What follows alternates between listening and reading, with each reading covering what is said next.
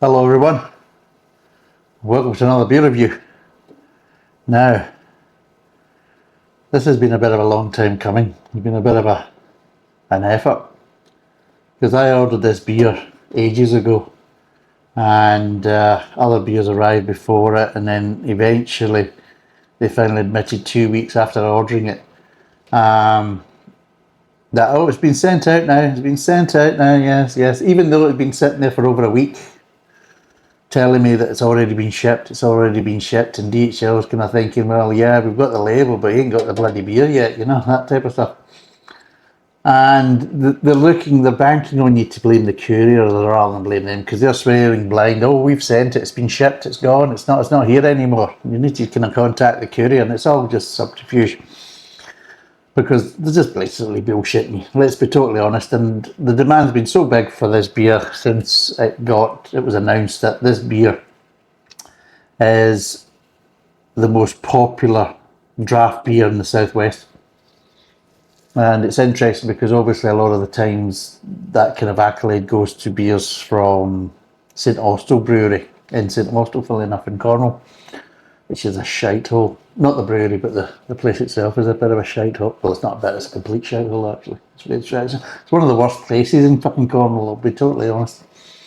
But it's home of Tribute and Proper Job and all this type of stuff, and, all that kind of bollocks. And, and of course they've got a lot of pubs round about this kind of area in Devon and in Cornwall and in Somerset. They've got a lot of St Austell pubs. So of course a lot of them are serving their beers. So it's kind of interesting that this beer has got that award as being the most popular and the most kind of sought after. So that's why I got it. I did it in the bottle, I haven't done it in the keg, so that's why I thought that I'll do it in the keg, see what people are actually getting in the pubs and see what it's like, because it was okay. I remember rightly, I think it was okay when I did it in the bottle, but that was years ago, about 4 or 5 years ago. Anyway, but and with the demand that they got, they couldn't cope with it. And instead of being honest, they thought they would kind of lie and kind of play silly games. So I ordered it, and then 2 weeks later they finally sent it out. But at that point I wasn't actually at the place where it was supposed to be arriving. So obviously they delivered it, but I didn't even know who they delivered it to. And then I had to try and find out who the hell's actually got it. And I thought, well, there's a good chance I probably won't find it. Because let's be totally honest, if somebody says, well, can I leave this here? What is it? It's a delivery for next door. All right, is it? Is that a beer? Oh, bring it over. A couple of days later, is a delivery here a beer? No, no seen it. No.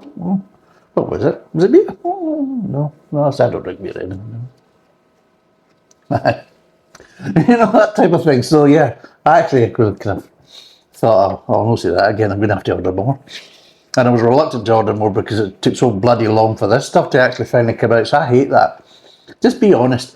If we understand things don't go to plan, we understand that sometimes things, especially if the demand's high and things like that, you think, well, we didn't think it was going to be as busy, or the demand was going to be so much. So yeah, we're kind of struggling just now. Can you bear with us? That's fine. Be honest. Guess what? We understand.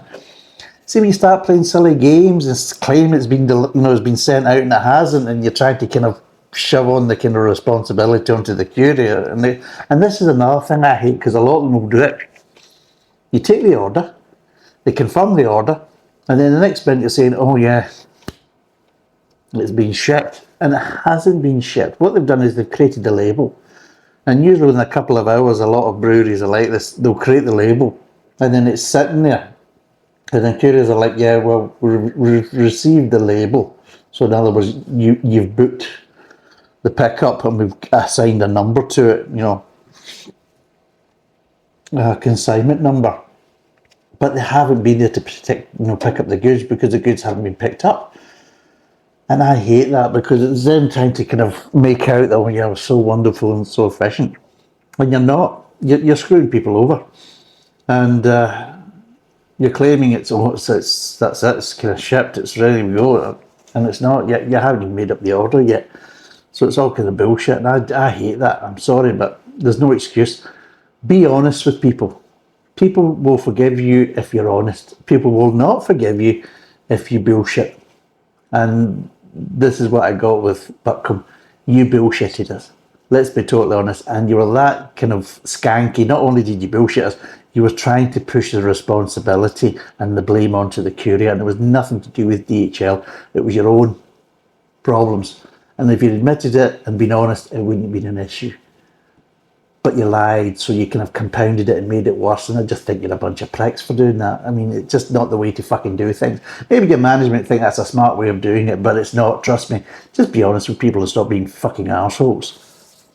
Oh, hope you guys a fucking nice beer after all that fucking bollocks. Anyway, so it's a Butcombe original, 4%, 5 litre keg. Should have been done fucking weeks ago. So what I'll do is I'll chuck it in there, and I've got a wee extra glass there because the last time it was like, Jesus God, it was like me pouring fucking ice cream. So it was, because I thought, oh, it should be fine. But seeing with the way Butcombe's have, I thought, right, there's a good chance it's going to pour like shite because everything else associated with it has been shite. So I've got the little glass there to kind of catch the foam first. Probably won't need it now, but at the end of the day, I've prepared. So, back in a moment. And we're back. Right.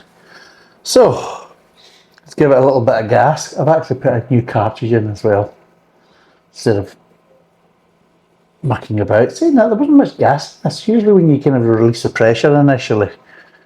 You expect to get a bit, but it was lacking quite a lot of gas in it. And we're talking about gas, it's a natural kind of build up because it's a fresh beer. So there is yeast in it and everything else and things like that. So yeah. Right. Let's see what we're going to get. Both.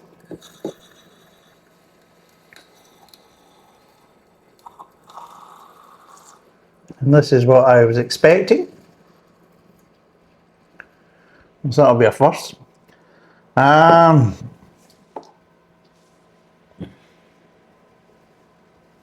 What's it look like?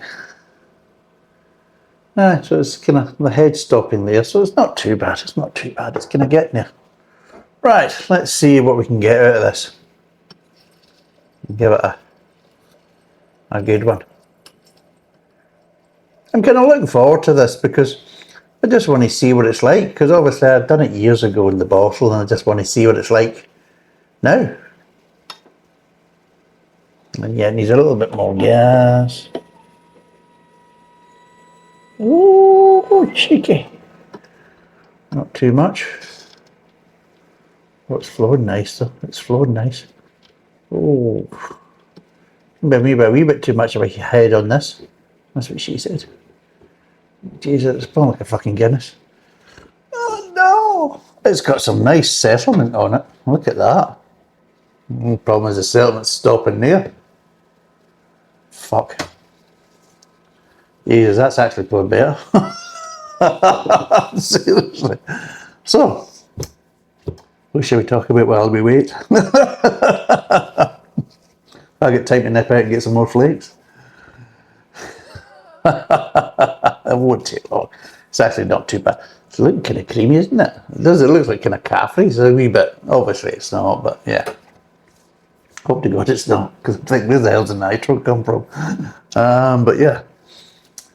So yeah, I've been looking forward to this, and I haven't had this in the cask because me being down in Devon, Butcombe is based in Bristol. Although I think they've got a bottling place and a brewery as well down in Bathgate, which is kind of a stone throw away from Taunton.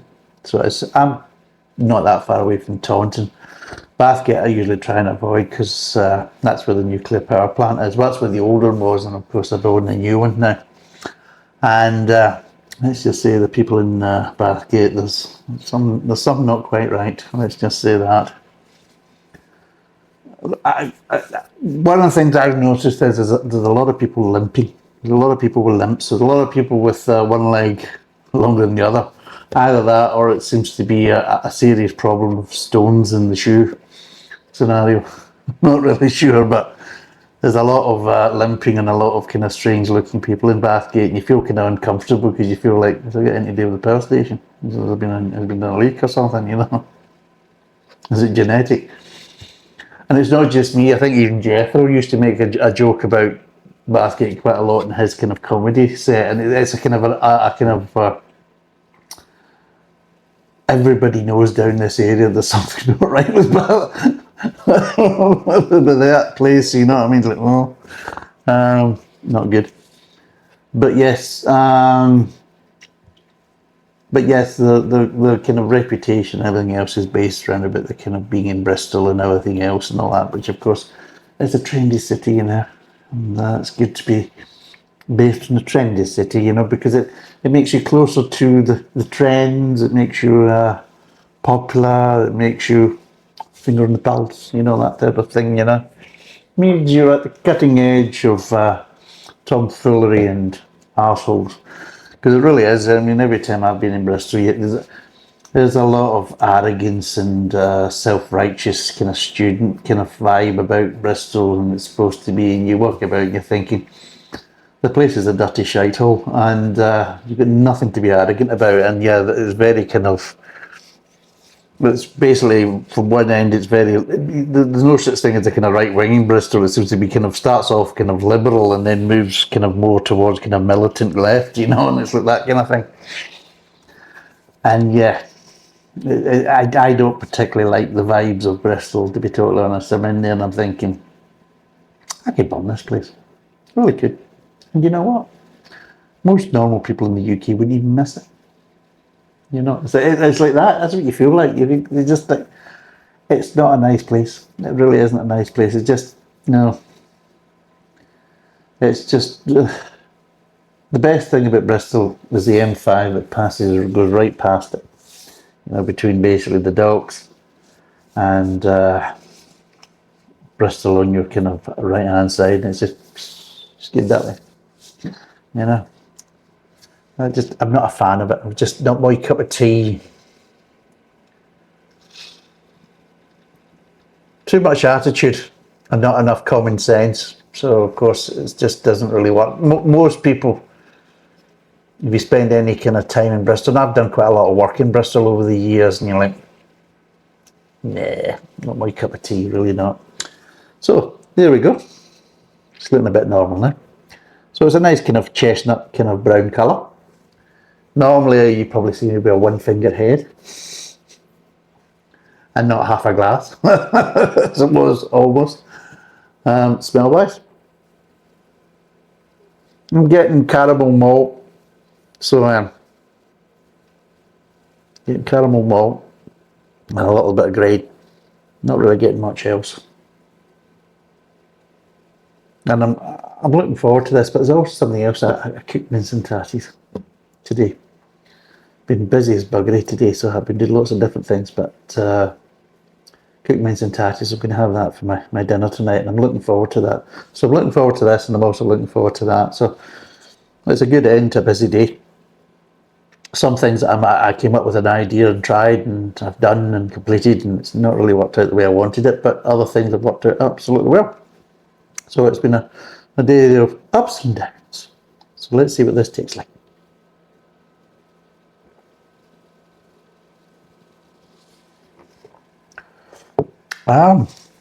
Well.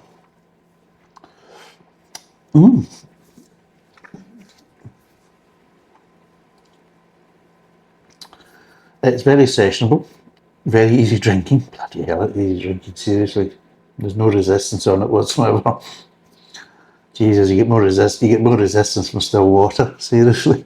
And I'm looking at it from the point of view is that loose end after I've had my mince and tatties. What am I going to do tonight? You know? I don't know. Any ideas? You know? Jesus.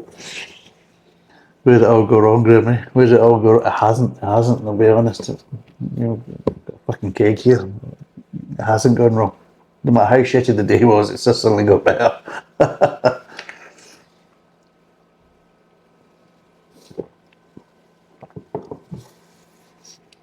Yeah. There's a bit of hoppiness there. Not a bad level of malt. It's very sessionable beer. It's only 4%. It is more sessionable kind of amber ale. But yeah, there's a bit of nuttiness in the mid-tongue. But it's quite a strange nuttiness because you're getting the nuttiness, but you're also getting that little tinge of kind of hazelnut kind of edge. You know that kind of little aftertaste you get when you eat the hazelnuts. Remember, you used to eat a Topic chocolate bar. This is for people in the UK, which is fine because I don't think many people watch it outside of the UK. But if you are outside of the UK and you've never had a Topic, you've never lived, but you've also missed the boat because they don't sell it anymore, so you're buggered. And breathe. And yeah, so you get that kind of slightly kind of hazelnut kind of back end to the nuttiness, which is a bit unusual. Because I don't remember that in the bottle. I remember getting a bit of nuttiness. I don't remember getting the kind of that kind of vibe at the back end. Which again, that's another reason for drinking from the kegs, because that is the real beer. That's the reality. It is. Now this, I think this was a bit more expensive. This is roughly about. It was over 20 quid, not including the delivery. I got two of them. I got this and Rare Breed. Rare Breed, I ended up basically drinking. I ended up drinking it. Well, not me personally. I think it was the case. I had a couple of glasses, but I was down at my sister's and we took a couple of kegs down. Probably a bit more than that. And one of them was the Rare Breed. So I think we went through a bitter, a mild, and then we went through the Rare Breed. So I think we went through 3 kegs that evening.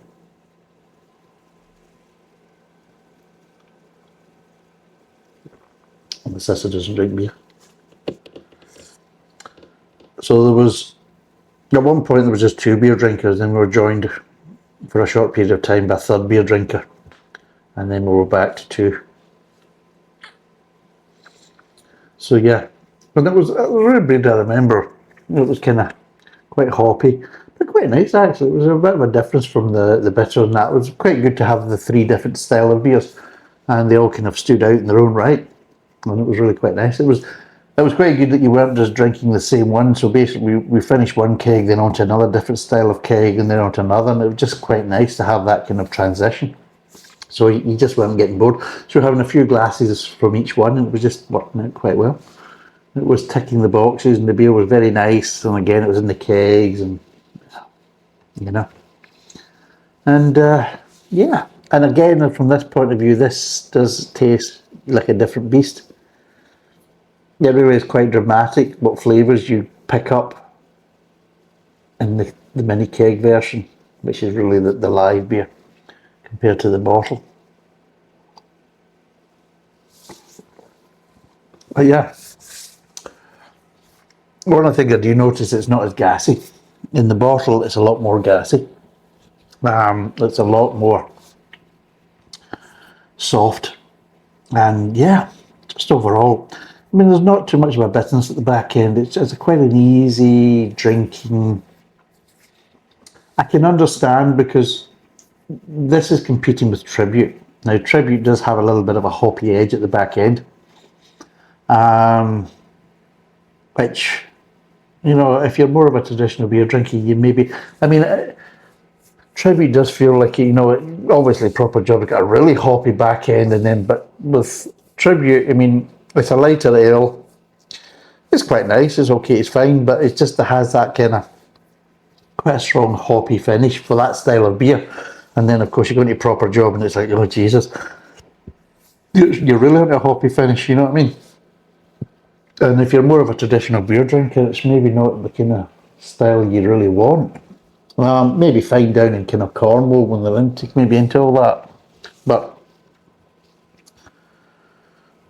any Somerset and all these type of places, Mendip areas and all that type of stuff in Gloucester, and they want something that's a bit more malt forward and less hoppy at the back end, and yeah, and a little bit of nuttiness. So the point is that it's an amber ale, but it's kind of got a little bit of attributes of the kind of brown ale to it as well.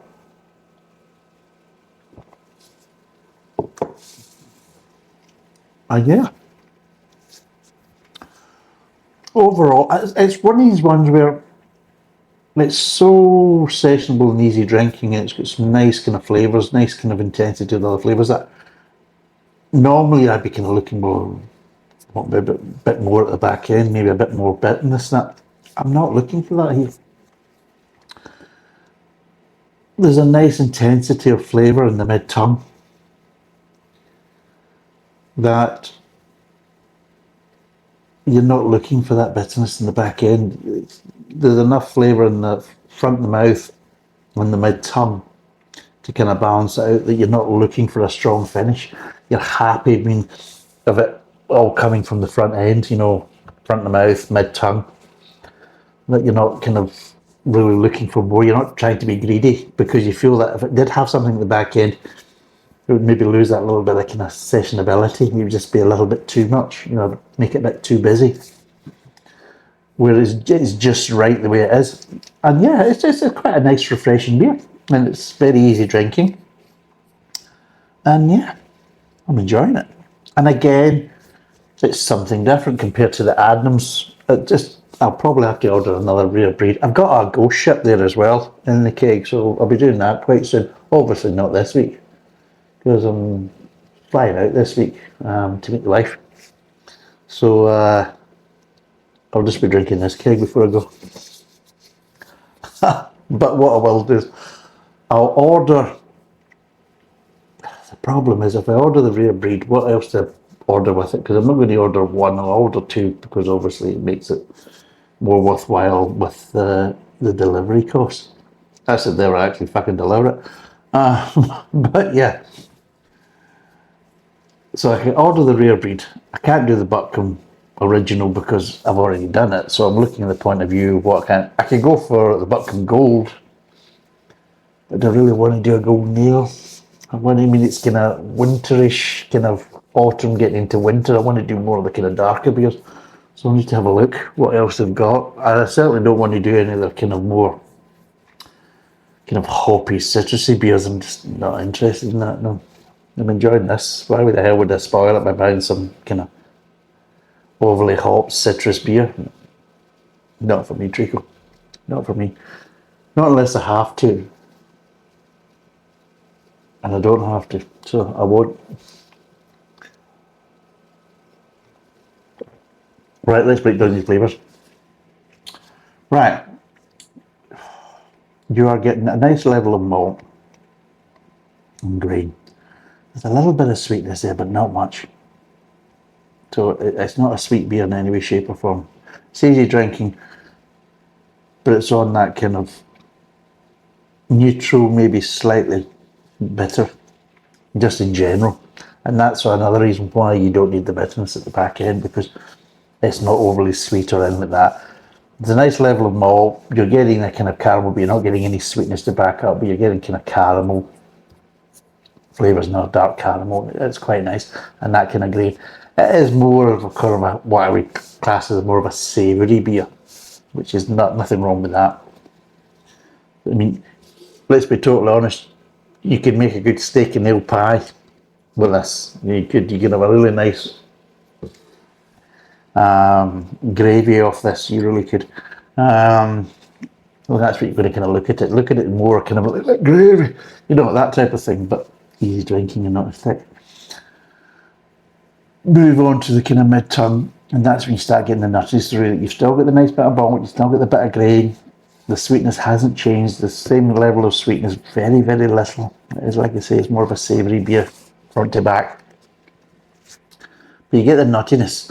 But just as it starts moving towards the kind of back of the mid tongue, towards the kind of back of the mouth and the aftertaste, that's when you start picking up these kind of little extra kind of additional flavour tones. And it's almost like that kind of the skin you get in the hazelnuts. When you're eating the hazelnuts and you get the sweetness of the nut, a bit of that kind of slight kind of bittery edge kind of flavour from the kind of skin that kind of goes round it between the actual nut and the shell. Jesus, I'm going to fucking in depth this time, haven't I? Jesus God. Calm down, Graham, for fuck's sake, you'll bore people. But yes. But yeah, yes. that has that kind of hazelnutish kind of tang to it, and it's quite nice. It just adds a little kind of different edge to it. It's not that kind of like obscure kind of nuttiness. It adds a little bit more depth to it because you can kind of slightly identify the type of nuttiness, and it's quite nice. And then of course it's got a nice dissipation that all these flavours just kind of nicely kind of dissipate in the kind of back of the mouth and the aftertaste, and nothing lingers. It's just nice and quite a fresh finish, and yeah, it's ready to start again. And again, that helps to keep it sessionable. It's got a really nice soft mouthfeel, but it has the flavour intensity to back it up. I did one not that long ago from Fuller's where it had the soft mouthfeel, but it felt watery and just either it was shitty malt, or there just wasn't enough malt in there because it was lacking in malty flavours and everything else. Where this seems to have everything kind of nicely balanced, and there's a difference. God, it's easy drinking. Oh, it's nice. And that's why, because you're getting the little bitter tones in the mid-tongue from the kind of nuttiness, and it just kind of dissipates all as one. You're kind of getting a little bit of bitterness in the back end, but it's not really a separate bitterness, it's kind of all together. And yeah, it just works. It just actually, it's nice. It's a nice beer. Nicer than what it was in the bottle. And shame to waste it, isn't it?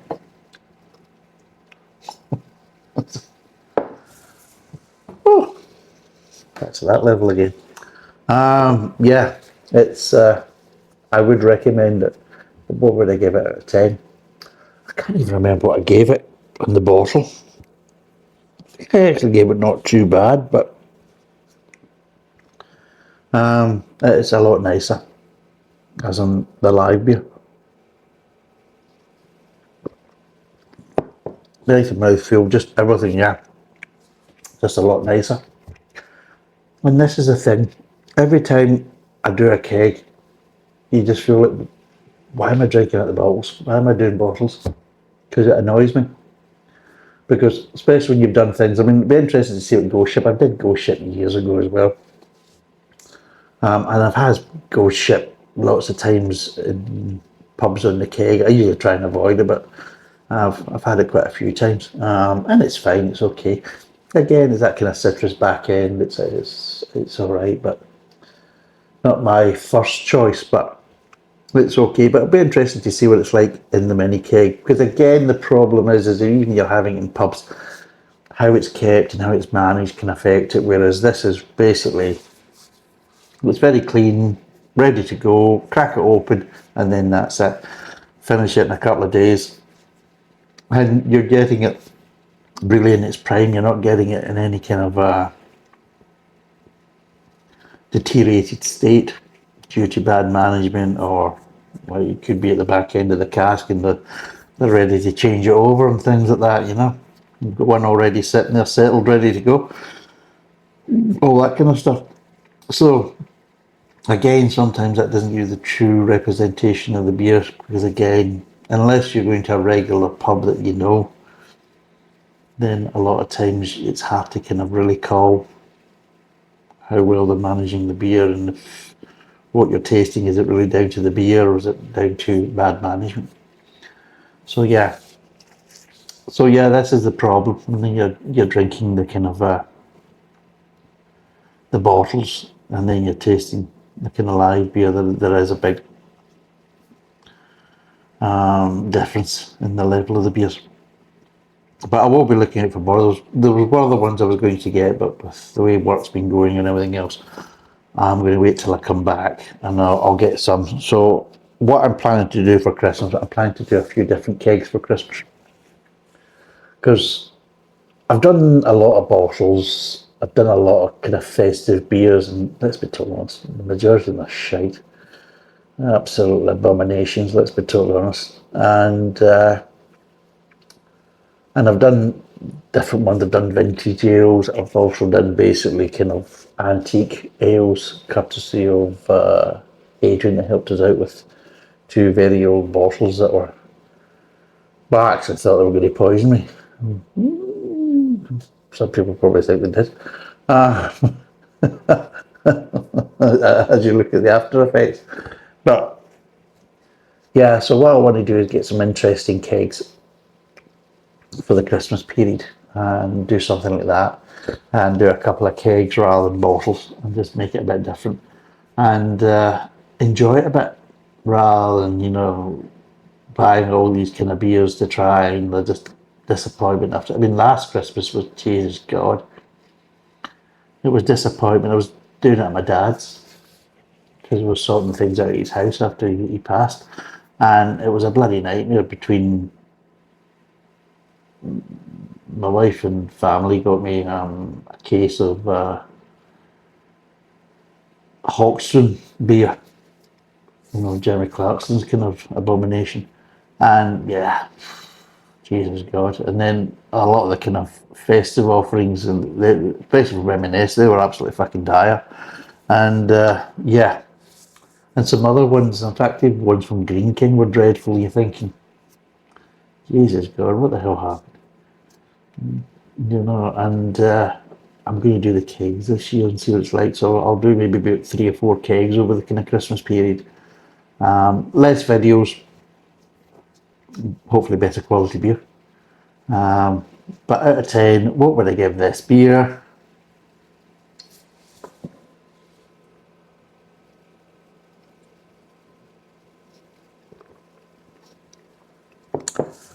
Just at the right temperature too, it's lovely.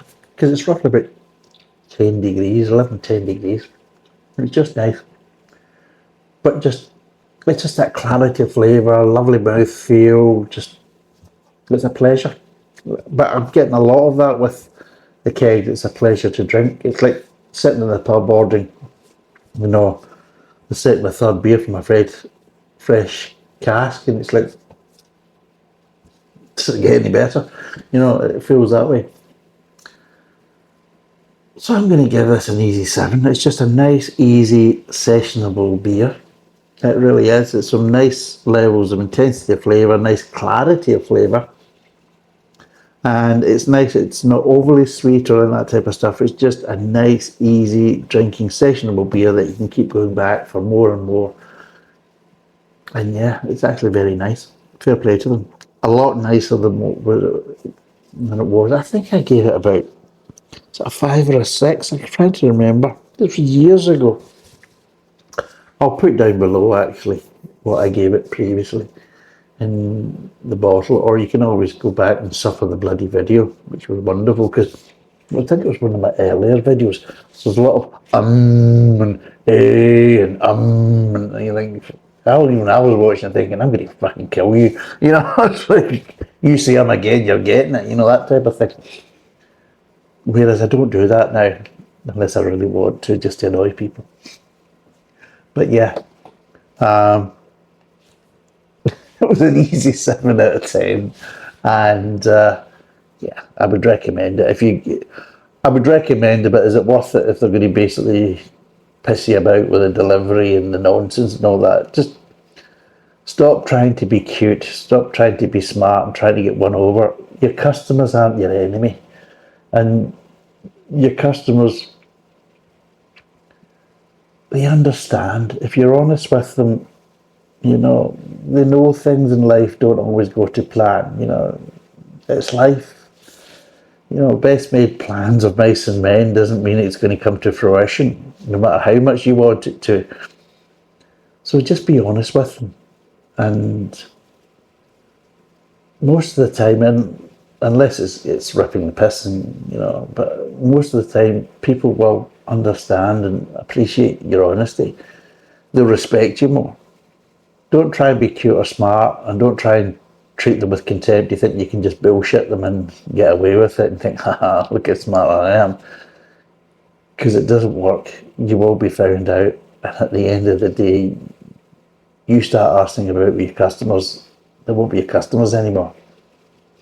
And that's the only downside. That was the only thing that's kind of soured this. And hopefully it was a little glitch. But the thing it got me was we can understand little glitches. What we can't understand is when you're lying to people and being dishonest. And I'm sorry, but I just don't like that. It's not for me, you know.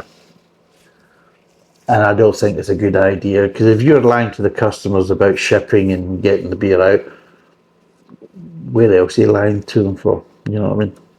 So, but yeah, it's a nice beer. Just that was the kind of the bad part of it. But yeah, 7 out of 10. I think it was roughly about, it was between 23 and 26 quid. I'll put it down. 5 litre keg. It's very enjoyable. It's 4%. Thanks for watching. Cheers. So a lot of cheers going to be on tonight. Bye for now.